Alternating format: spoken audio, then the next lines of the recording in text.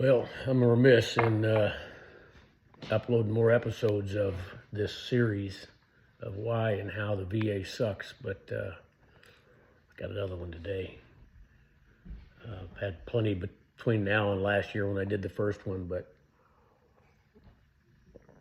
I just let them go. But this time I'm going to upload it, so here you go. Community care, back on community care if we haven't touched on that already. Community care sucks. It looks good on paper, and I'm sure the politicians think it's a great thing. And heck, the head of the VA may think it's a great thing. The new head of the VA, I hope he does well in making improvements. I'd love to bend his ear for about an hour in a constructive fashion. But community care sucks. It's a bureaucracy. Whoever's doing the scheduling and supposed to make the appointments, they aren't doing their job. It's just as simple as that. I am being seen for a specialist. I won't get too specific just to maintain my, privacy, but I'm being seen in community care for a specialist and have been a few times there, and they've requested a imaging that they can't do in-house, so they have to outsource it. So that for that to take place, they send the order for the imaging to the imaging facility, but also the VA has to send the authorization for that procedure to that facility, to the secondary facility, if you will, the imaging facility. So I called the VA on Monday and explained, I have to break it down. I explained I'm seeing X provider, X specialist, via community care, and they requested this procedure at this location to be performed, and I need you to send the authorization. The person took the name of the imaging place down, or I think their phone number. I gave that to them, where it's at, their address. I gave them the address, and they said they would put it in.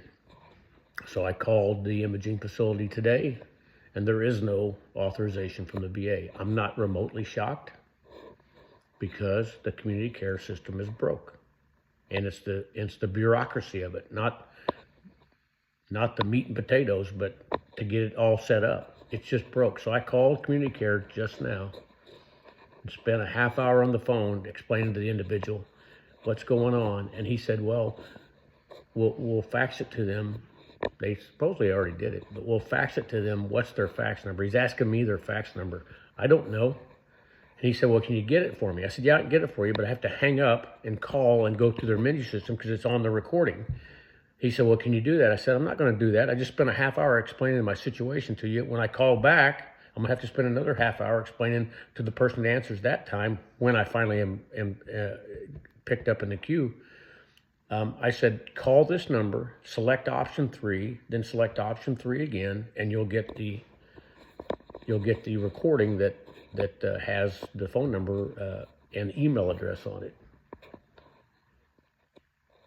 And he said they'll do that, but I have next to zero, negligible confidence that this will happen on this occasion. If my eyes look tired, I'm tired. I'm tired of effing with this stuff. 22 veterans a day commit suicide. And I've got to believe that some of those are because they're getting yanked around by the VA. This procedure, this isn't a short-term thing. This has been months I've been trying to put this together.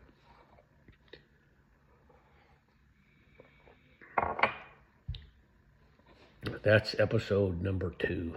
There will be more. And I'm not even trying to be overly critical. I'll say this about the VA. I've been 90% pleased with the actual care once you get seen by somebody.